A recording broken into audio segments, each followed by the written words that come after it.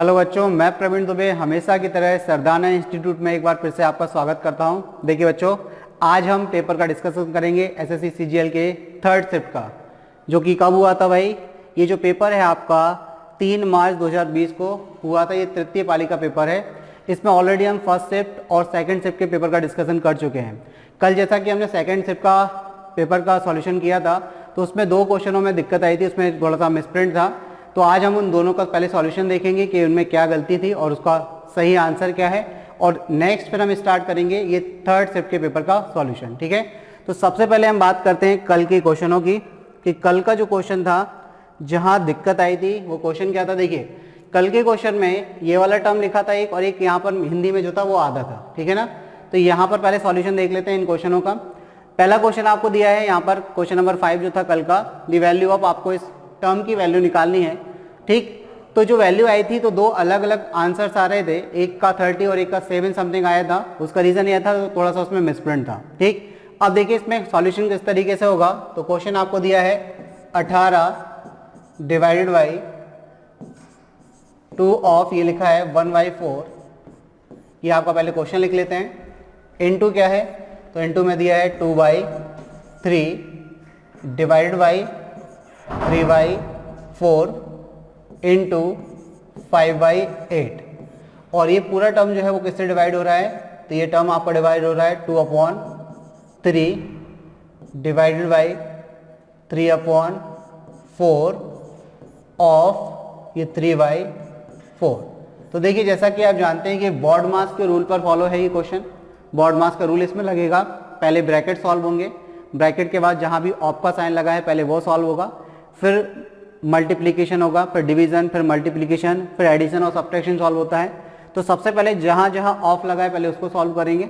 ठीक है, तो देखिए यहाँ पर आप लिखोगे इसको 18 डिवाइड बाई 2 इंटू 1/4। ऑफ का मतलब मल्टीप्लाई होता है, 2 से 2 टाइम कैंसिल हो जाएगा। ठीक, इंटू ये आपका आ जाएगा 2/3 डिवाइड बाई 3/4। अच्छा, एक काम करिए, डिवाइड को पहले मल्टीप्लाई में कर लीजिए। यहाँ तो आपका ऑफ नहीं लगा कहीं भी, तो पहले आप क्या करिए, इसको मल्टीप्लाई में इधर ही चेंज कर लीजिए। डिवाइड को जब मल्टीप्लाई में चेंज करते हैं तो टर्म्स क्या होते हैं, पलट जाते हैं। तो ये आपका कितना हो जाएगा 4/3 डिवाइड बाई 5/8। नेक्स्ट डिवीजन में आपको दिया है 2/3, डिवाइड नहीं होगा, पहले सॉल्व क्या होगा, ऑफ 3/4 इंटू 3/4। ठीक, इसके बाद देखिए आप, ये 1/2 है, मल्टीप्लाई में कन्वर्ट करेंगे आप इसको, तो ये 2 हो जाएगा 2/1 इंटू, अब देखिए आप 2 4 से 8, 8 से 8 कैंसिल, ये कितना हो गया 5/9 हो गया, डिवाइड बाई ये आपका हो जाएगा 2/3। पहले मल्टीप्लाई सॉल्व होगा, क्योंकि ये मल्टीप्लाई क्या है, ऑफ के साइन से हटा कर आया है। तो आपको पता है पहले ऑफ सॉल्व होता है, फिर डिवीजन, फिर मल्टीप्लीकेशन। तो यहां पर आपका ये हो जाएगा डिवाइड बाई 9/16। ठीक, नेक्स्ट टर्म में ये क्या हो जाएगा आपका 36 हो जाएगा। ये मल्टीप्लाई 5/9 है और डिवाइड का साइन लगा हुआ है, तो पहले डिवाइड ही करना है बेटा, ये चीज ध्यान रखना। ठीक है, डिवाइड बाई ये देखिए आपका क्या हो जाएगा, इसको आप मल्टीप्लाई में चेंज करेंगे तो 2/3 मल्टीप्लाई 16 कितना हो जाएगा 9 हो जाएगा। तो ये आपका हो जाएगा, आप इसको कैंसिल करना चाहें तो इसको कैंसिल कर सकते हैं आसानी से। तो ये आपका 36 इंटू 5/9 ही लिखे रहने दीजिए अभी। ये आपका कितना हो जाएगा, तो आप कहेंगे सर ये डिवाइडेड बाई 32/27 हो जाएगा। अब नेक्स्ट स्टेप में क्या करेंगे, डिवाइड है, इसका रेसिप्रोकल कर दीजिए, मल्टीप्लाई में कन्वर्ट कर दीजिए। 36 5/9 इंटू क्या हो जाएगा 27/32। अब देखिए 9 तिया 27, 3 बार कट गया। 8 से या 4 से 8 बार कट जाएगा, 4 से 9 बार कट जाएगा। फाइनली अभी देखिए अब कोई टर्म नहीं कट रहा, तो आप क्या करेंगे, इसमें 5 से 15, 15 नंबर कितना हो जाएगा, तो आप कहेंगे सर 135। ये कितना हो गया 135 बटे में कितना 8।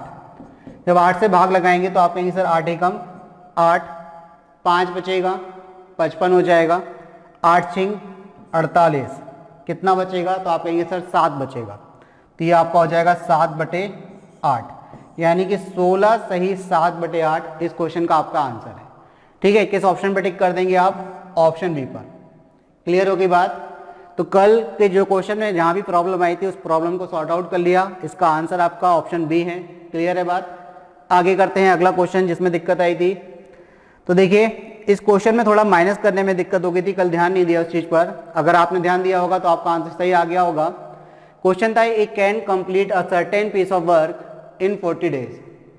B is 25 more efficient than A and C is 28% more efficient than B. They work together for 5 days. The remaining work will be completed by B alone in. Question आपसे कह रहा है कि एक निश्चित कार्य को A जो है वो 40 दिन में करता है, B A से 25% अधिक कुशल है। B A से 25% अधिक कुशल है और C B से 28% अधिक कुशल है। एक साथ वे तीनों 5 दिनों तक काम करते हैं, तो अकेले B द्वारा शेष कार्य कितने दिनों में पूरा किया जाएगा, ये आपको बताना है। किस तरीके से करेंगे बेटा? तो देखिए यहां पर दिया है कि A कितने दिन में काम करता है, तो A करता है बेटा 40 दिन में। तो A के तो दिन दिए हैं, अगर हम A की क्षमता निकाल लें तो आप जानते हैं कि यदि क्षमता का दिनों से मल्टीप्लाई कर दें तो क्या बन जाता है? वर्क बन जाता है। और टाइम एंड वर्क के क्वेश्चन में हमें केवल 2 चीजें ही मेन है, एक तो हमें वर्क निकालना और एक एफिशिएंसी, यानी कि कार्य और क्षमता, ये 2 चीजें हमें निकालनी है। तो देखिए अब किस तरीके से निकालेंगे। तो यहां पर अगर हम बात करें कि A की जो क्षमता है या B की जो क्षमता यहां पर दिया है A से 25% अधिक है। अब B की इफिशियंसी का A की इफिशियंसी से अगर आप रेशियो बनाते हैं तो देखिए 25% आप जानते हैं क्या होता है? 25% मीन बेटा 1/4 होता है। अब कंपैरिजन किसका कर रहे हैं? बोले B की क्षमता A से 25% अधिक है और आप जानते हैं कि 1 जो है वो 4 का 25% होता है। इसका मतलब A की क्षमता कितनी है? तो आप कहेंगे सर 4, तो B की कितनी हो जाएगी? अधिक है 25%, यानी कि 1 ज्यादा है इसकी क्षमता, तो B की क्षमता 5 हो गई। तो हमने ये A और B की क्षमता का अनुपात बना लिया। ठीक, नेक्स्ट देखिए क्या बोल रहे हैं कि C B से 28% अधिक कुशल है। अब C की क्षमता का हमें B की क्षमता से अनुपात चाहिए। C B से 28% अधिक कुशल है, तो 28% को आप बेटा क्या लिखेंगे? तो आप कहेंगे 4 सत्ते 28, 4 से 25 बार कट जाएगा। कंपैरिजन कर रहे हैं C की क्षमता का B से, बोल रहे हैं कि C की जो एफिशिएंसी है, क्षमता है, वो B से 28% अधिक है। तो यहां पर आपको पता होना चाहिए कि 7 जो है वो 25 का 28% होता है। इसका मतलब B की क्षमता यदि 25 है तो C की अधिक है कितनी? तो +7 अधिक है, तो C की क्षमता कितनी हो गई? 32। तो देखिए हमने यहाँ पर A और B की क्षमता का अनुपात निकाल लिया, B और C की क्षमता का अनुपात निकाल लिया। दोनों में हमें ये देखना है कि कॉमन क्या है। तो दोनों में आप देखिए कॉमन क्या है, तो आप कहेंगे सर दोनों में यहाँ पर B कॉमन है, यहाँ भी B कॉमन है।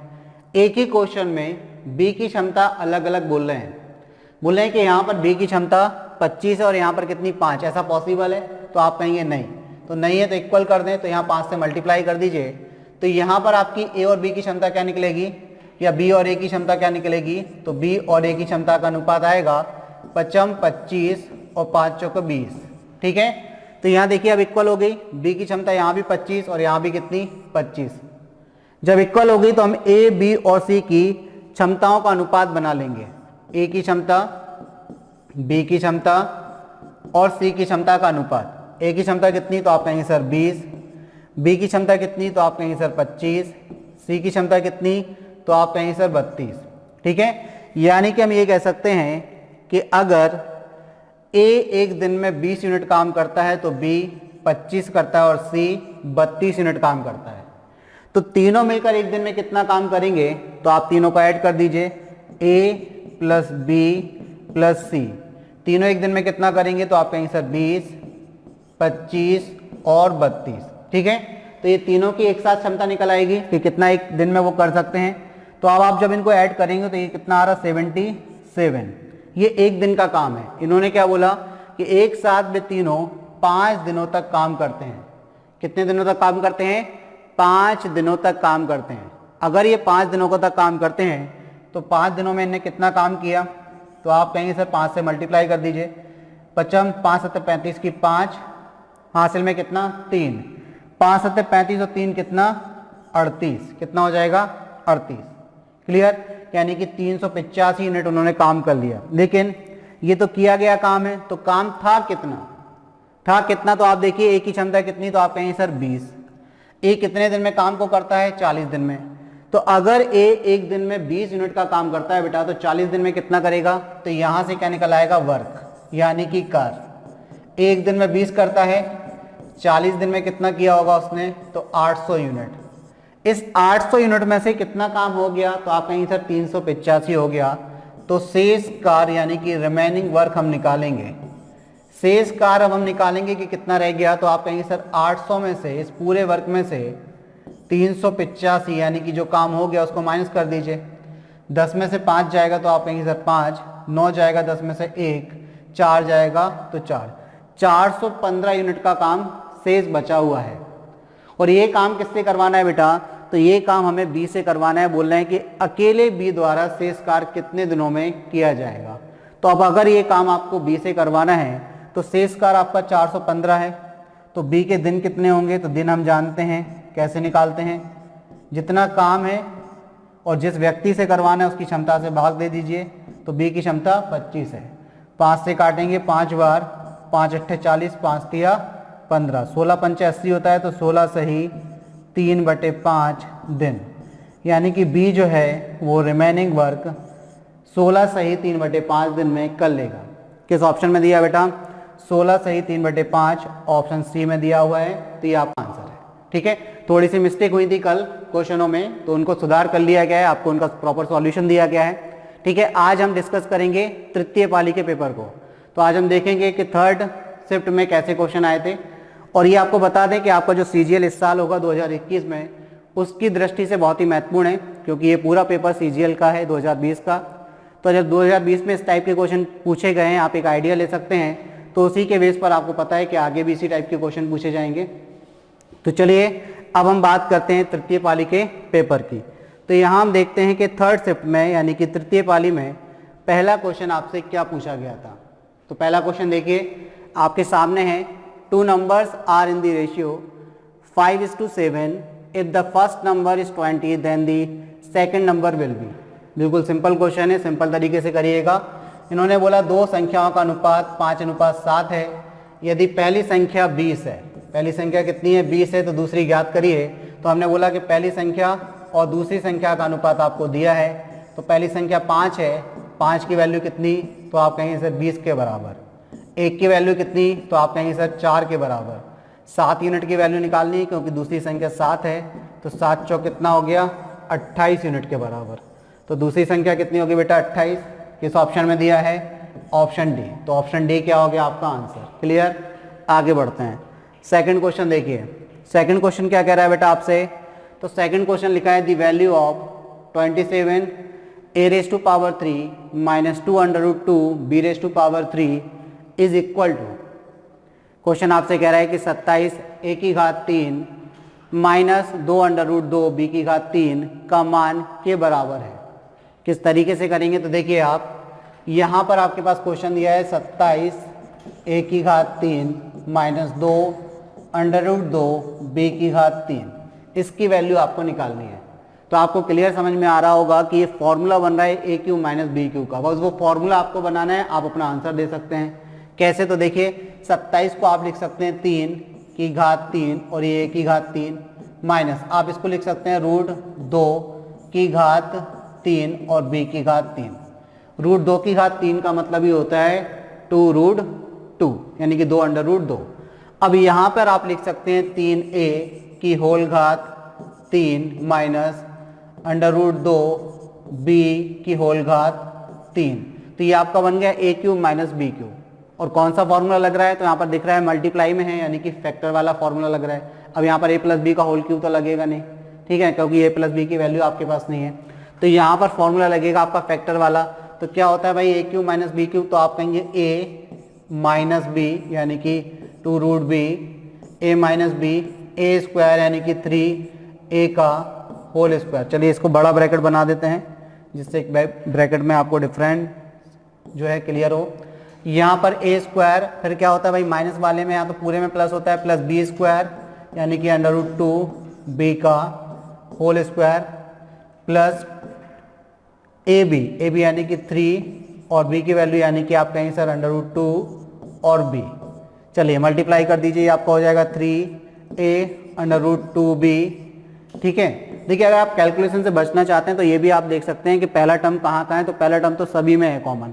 ठीक, दूसरी चीज आप ऑप्शन को एलिमिनेट कर सकते हैं। आपको पता है कि a³ माइनस b³ का फॉर्मूला बन रहा है, पहले हम निकाल लेते हैं फिर उसके बाद सारी चीजों पर चर्चा करते हैं। चलिए देखिए यहाँ पर a कितना हो जाएगा, तो आप कहेंगे सर 9a² हो जाएगा प्लस ये 2b² हो जाएगा, रूट से स्क्वायर से रूट कैंसिल, b², ये आपका हो जाएगा अंडर रूट तो नहीं होगा, 3√2ab हो जाएगा। ठीक है, अब देख लीजिए किस ऑप्शन में दिया है, तो ऑप्शन देख लीजिए आप 3a minus √2b, 3a minus √2b तो ये सभी में है। अब 9a² plus 2b² plus 6√2a, ये तो कहीं इसमें तो है ही नहीं भाई, ये तो ऑप्शन से बाहर हो गया क्योंकि 6√2, तो ये आपका देखिए ये प्लस वाला 9a² plus 2b² plus 3√2ab, ये आपका आंसर है। ठीक है, ये आपका आंसर हो गया, क्लियर होगी बात। तो ये हमारा आंसर आ गया ऑप्शन सी। लेकिन अगर हम फॉर्मूला बिना खोले इसको देखना चाहते हैं तो कैसे देखते हैं, तो आप देखिए, आप इस क्वेश्चन को अगर नहीं भी सॉल्व करते तो केवल आपको इतनी सी चीज समझ में आ रही है कि आपके पास a³ माइनस b³ का फॉर्मूला बनना है। अब अगर आपके पास ये a³ माइनस b³ का फॉर्मूला बनना है तो आप केवल ऑप्शन देखकर ही आंसर लगा सकते हैं बिना पेन चलाए। कैसे, तो देखिए आपको पता है a माइनस बी बनेगा, तो सब में a माइनस बी सेम है चारों ऑप्शन में। फिर आपका a² plus b² plus a भी बनेगा, तो यानी कि पूरे टर्म्स प्लस में होने चाहिए। तो पहले में देखिए पूरे टर्म्स प्लस में है, तो ये आपका संभवतः आंसर हो सकता है अगर आप केवल ऑप्शन से सॉल्व करेंगे। लेकिन आपका ऑप्शन बी आंसर नहीं हो सकता और डी आंसर नहीं हो सकता, तो दो ऑप्शन तो आपने एलिमिनेट कर दिए क्योंकि यहाँ पर माइनस माइनस में दोनों टर्म, यहाँ माइनस और प्लस में है। जबकि आपको पता है a³ माइनस b³ बराबर a minus B, a² plus b² plus a भी होता है, तीनों टर्म्स प्लस में होते हैं। ठीक है, तो यहाँ पर प्लस वाले दो हमारे आंसर हो सकते हैं। लेकिन फिर आपने देखा कि यहाँ पर a की वैल्यू 3a है और यहाँ b की वैल्यू √2b है, तो जब a भी आता है तो a b में क्या होता है 3a √2b आएगा, मतलब इन दोनों का मल्टीप्लाई ही आपको करके देखना है। तो केवल इनका मल्टीप्लाई कर लीजिए 3√2ab, और ये चेक कर लीजिए कि जो हमारे पास दो ऑप्शन बचे a और b, उनमें से किस में आपको दिया है 3√2ab। तो आप कहेंगे सर 3√2ab केवल ऑप्शन सी में आपको दिया है, तो इस प्रकार ऑप्शन सी आपका बेटा आंसर हो जाएगा बिना पेन चलाए। क्लियर होगी बात, आगे बढ़ते हैं। क्वेश्चन नंबर 3 देखते हैं। देखिए क्वेश्चन नंबर 3 आपसे क्या कह रहा है, अ dealer sold 6 swinging machines for 63,000 rupees with a profit of 5%. For how much should he sell 8 such sewing machines if he intends to earn 15% profit? Question आपसे कह रहा है कि एक विक्रेता ने 63,000 रुपए में 6 सिलाई मशीनें बेची और उसे 5% का लाभ हुआ। ठीक, यदि वह 15% लाभ अर्जित करना चाहता है तो उसे 8 मशीनें कितने में बेचनी चाहिए। आप क्या करिए, आप ये चीज करिए कि भाई अगर वो 6 मशीनें 63,000 में बेच रहा था और 5% का लाभ हो रहा, तो मतलब अगर उन 6 मशीनों का क्रय मूल्य हम 100 मान लें तो उसने कितने में बेचा होगा। या तो आप 100 मान के कर लें या फिर आप फ्रैक्शन में कन्वर्ट करके कर लें। तो चलिए फ्रैक्शन से बता देते हैं किस तरीके से। तो 6 मशीनों का, 6 मशीनों की अगर हम बात करें, किसकी बात करें, मशीनों की बात करें, 6 मशीनें, अगर 6 मशीन्स की हम बात करें, उनका एसपी आपको कितना दिया है, विक्रय मूल्य कितना दिया है, तो आप कहेंगे सर 63,000 रुपए, और 63,000 में बेचते हैं तो 5% का क्या होता है बेटा, तो आप कहेंगे सर प्रॉफिट होता है, 5% का प्रॉफिट होता है। तो सबसे पहले आप क्या निकालिए कि 5% को आप फ्रैक्शन में कन्वर्ट करिए, यानी कि भिन्न में। तो 5% को आपके लिए लिखते हैं 1/20, यानी कि क्रय मूल्य की अगर हम बात करें, क्रय मूल्य यानी कि सीपी की अगर बात करें तो 20 है। एक क्या है यहाँ पर, तो आप कहेंगे सर ये प्रॉफिट है यानी कि लाभ है। तो अगर आप 20 वाली चीज पर 1 का लाभ लेकर बेच रहे हैं तो कितने की बेची होगी, तो आप कहेंगे सर 21 की। तो विक्रय मूल्य कितना आ गया, तो आप कहेंगे सर विक्रय मूल्य आ गया हमारे पास 21 रुपए। 21 की वैल्यू निकाल ली यहां से आपने। ठीक है, इसको डायरेक्ट एक स्टेप में करते हैं क्वेश्चन, ज्यादा समय नहीं लगाना है। अब 15% का लाभ आप चाहते हैं, 15% का आप लाभ चाहते हैं, तो 15% मतलब 5 थी 15 और ये 20, यानी कि 20 वाली चीज को आप कितने में, 3 का लाभ आप चाहते हैं, तो कितने में बेचना चाह रहे हैं, 23 में। कितने में बेचना चाह रहे हैं, 23 में। अगर आप 23 में बेचना चाह रहे हैं तो अभी तो केवल हम बात कर रहे हैं 6 मशीनों की, 8 की हम बाद में बात करेंगे। अभी हम केवल ये बात करना चाह रहे हैं कि ये 6 मशीनें 63,000 में बेच रहे थे, तो 5% का लाभ हो रहा, और इन्हीं 6 को अगर हम कितने में बेचें कि हमें कितना, 15% का लाभ हो। ठीक है, तो वहां से हम 6 की कीमत निकाल लेंगे, फिर 1 की कीमत निकाल लेंगे और 8 की कीमत निकाल लेंगे। तो हम क्या करने वाले हैं, यहाँ पर देखिए, ये 6 मशीनों का क्या है, विक्रय मूल्य। तो आप कहेंगे सर 21 की वैल्यू किसके बराबर, 63,000 के बराबर। ठीक, अब आप 6 मशीनें अगर 15% के लाभ पे बेचना चाह रहे हैं तो कितने में बेचेंगे, तो आप 23 में बेचेंगे। ये भी विक्रय मूल्य है, कब का, जब आप 15% का लाभ चाह रहे हैं।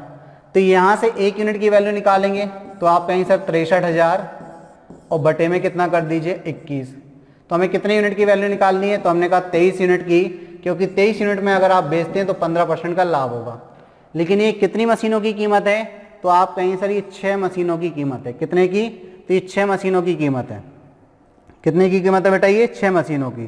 तो अब आप देखिए आपके पास किसकी कीमत आ गई, 6 मशीनों की कीमत, यानी कि विक्रय मूल्य आ गया जब उस पर 15% का लाभ होगा। तो एक मशीन की कीमत निकाल लीजिए यहाँ से, तो 6 का भाग लगा दीजिए। तो आप कहेंगे सर यहाँ पर हो जाएगा 63,000 बटे में 21 इंटू में 23 और बटे में कितना, तो 6, बटे में 6, 8 नहीं करना है, बटे में कितना करना है, 6, अपॉन में कितना, 6। ये एक मशीन का विक्रय मूल्य आ गया जब आप उसको 15% के लाभ पर बेचेंगे। तो 8 का निकालना है, तो 8 से क्या कर दीजिए बेटा, मल्टीप्लाई। भाई देखिए ये 6 मशीनों का क्या था, विक्रय मूल्य जब 5% का लाभ हो रहा था। हमने 15% को कम कन्वर्ट किया 3/20 में, यानी कि 20 वाली चीज पर 3 का लाभ लेकर बेचोगे तो 23 में बेचोगे। तो 21 यूनिट की वैल्यू 63,000 के बराबर, 1 यूनिट की वैल्यू 63/21 के बराबर। तो 23 यूनिट की वैल्यू निकाली, यानी कि ये 6 मशीनों का विक्रय मूल्य है जिस पर हमें 15% का लाभ होगा। अब हमने कहा यहां से आप एक मशीन का निकाल लीजिए विक्रय मूल्य, और फिर एक के लिए हमने 6 से भाग दिया, 8 से गुणा कर दिया, बस इतना काम करना था। तो देखिए 21 तिया 63, 21 तिया 63, 6 पंचे 30, तो कितना आ गया बेटा, 500।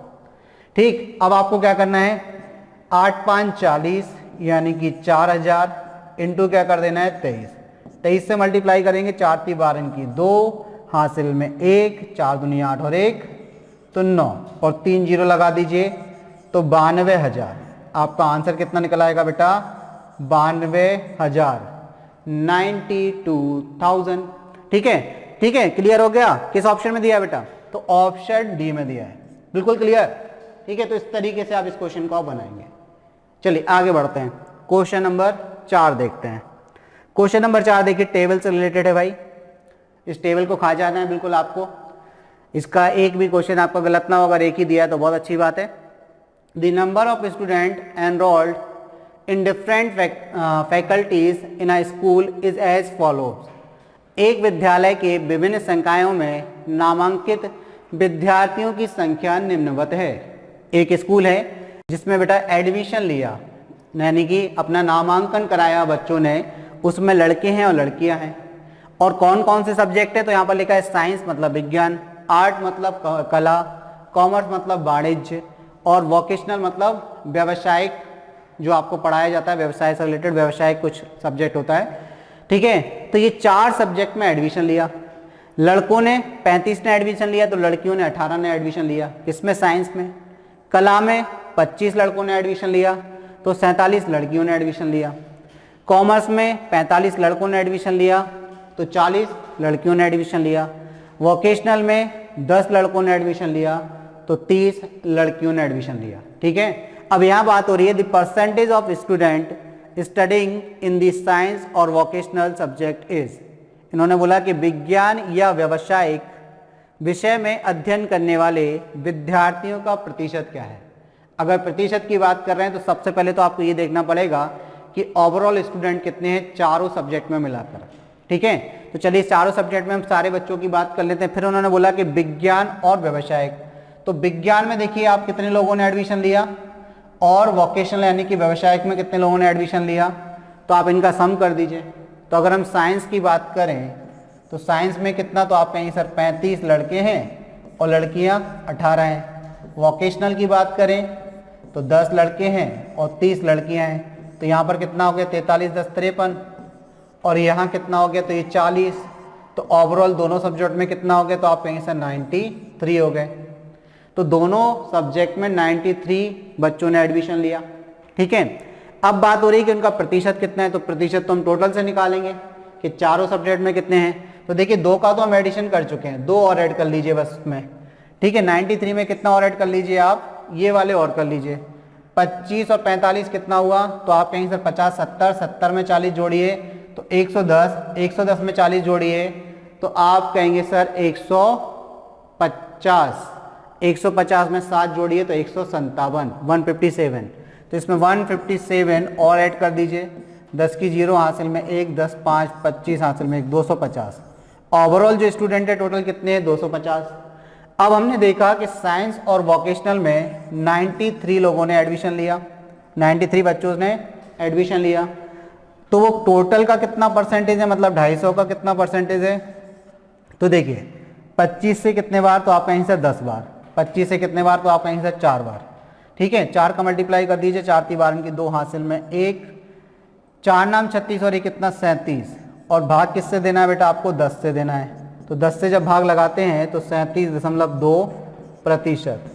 तो कितना परसेंटेज निकल कर आया आपका 37.2% आपका आंसर निकल कर आ गया। क्लियर है, तो हमने देख लिया कि साइंस में कितने लोगों ने एडमिशन लिया, वोकेशनल में कितने लोगों ने लिया, उनका टोटल 93 था।